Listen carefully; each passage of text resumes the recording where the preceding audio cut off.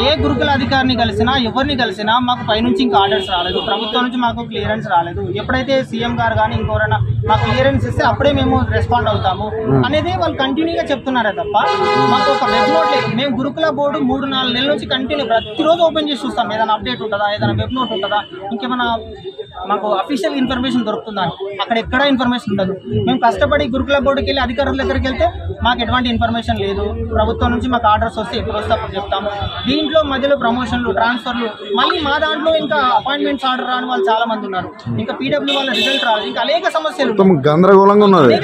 ఒక్క సమస్యని కాదు, ఇక్కడ అనేక సమస్యలతోని గురుకుల బోర్డు అనేది ప్రతిరోజు మాకు ఇప్పుడు సరే అన్నీ క్లియర్గా ఉన్నాయి, మా పోస్టింగ్ ఒక్కటే పెండింగ్ ఉంది అనేది అనుకుంటే మేము ప్రశాంతంగా ఉండేవాళ్ళం. ఇలా కాకపోతే వారం రోజులలో అవుతుంది.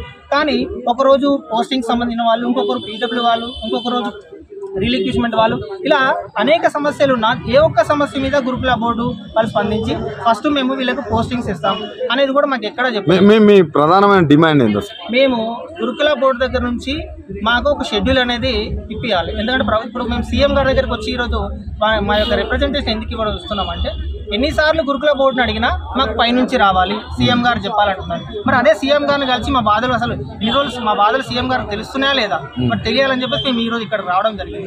జాబ్లు వచ్చినాక రోడ్లు ఎక్కడ మీరు జాబ్లు వచ్చినాయి అనేది మాకు బయటకు చూపించుకోవడానికి, ప్రపంచం చూపించుకోవడానికే ఉంది. జాబ్లు వచ్చినాయి అనే ఉద్దేశంతో అప్పటి వరకు మేము చిన్న చిన్నగా ప్రైవేట్ ఉద్యోగాలు చేస్తుంటే మీకు ఎట్లాగో ప్రభుత్వం ఉద్యోగం వచ్చింది కదా, మధ్యలో వదిలేసి వెళ్ళిపోతారని ఆ ఉన్న ఉద్యోగాల నుంచి కూడా మమ్మల్ని తీసేశారు. 4 నెలల నుంచి మా కుటుంబాలకి సపోర్టివ్గా ఉండాల్సిన మేమే ఈరోజు ఈరోజు ఇక్కడ సీఎం గారు ఆఫీస్ దగ్గరికి వెళ్తున్నాము. మాకు బస్ ఛార్జీలకు 500 ఇవ్వండి, 1000 రూపీస్ ఇవ్వండి, పేరెంట్స్ని అడుక్కొని రావాల్సిన పరిస్థితులు ఇంకా కూడా.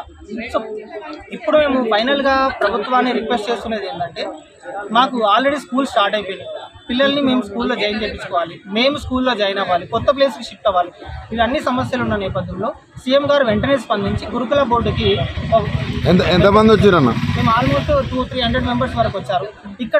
ఇక్కడికి మిగతా వాళ్ళు రాలేకపోవడానికి ప్రధాన కారణం కూడా వాళ్ళ ఆర్థిక ఇబ్బందులు, ఈ గురుకులది సమస్య. మీరు పెద్ద ఎత్తున వచ్చేటోళ్ళు వాళ్ళ ఇంట్లో ఇప్పుడు లేడీస్ కి ప్రధానంగా వాళ్ళ భర్తలు, ఇంట్లో అత్తామామ వాళ్ళు నిజంగా మీకు ఉద్యోగం వచ్చిందా రాలేదని అనుమానపడాల్సిన పరిస్థితికి వచ్చింది. ఒక రకంగా వాళ్ళని మెంటల్గా, సైకలాజికల్గా డిప్రెషన్లోకి తీసుకెళ్తున్నారు.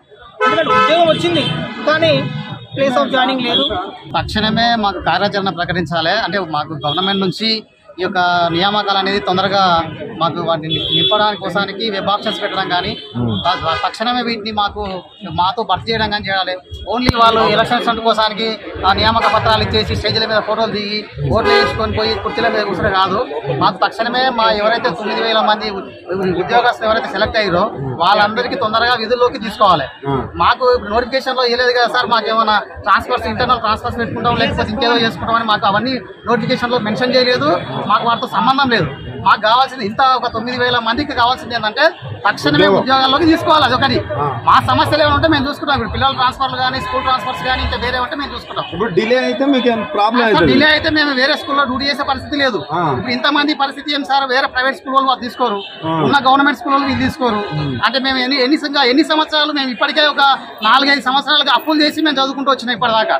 ఇందులో అంటే జెంట్స్ కావచ్చు, లేడీస్ కావచ్చు, వాళ్ళు ఎన్నో సమస్యలు ఇబ్బంది పడుకుంటూ కూడా వాళ్ళ పిల్లలను పోషించుకుంటూ కూడా, ముఖ్యంగా మహిళలు వాళ్ళు ఎన్నో ఇంటి దగ్గర సమస్యలు ఫేస్ చేసుకుంటూ కూడా వాళ్ళు చదువుకొని ఇక్కడ వరకు జాబ్ కొట్టారంటే గ్రేట్. వాళ్ళకి మీరు ఓట్లు వేయించుకొని ఓట్ల కోసం స్టంట్లు చేసి మహిళలు వేసిరు, మగవాళ్ళు వేసిరు, అందరు వేసిరు.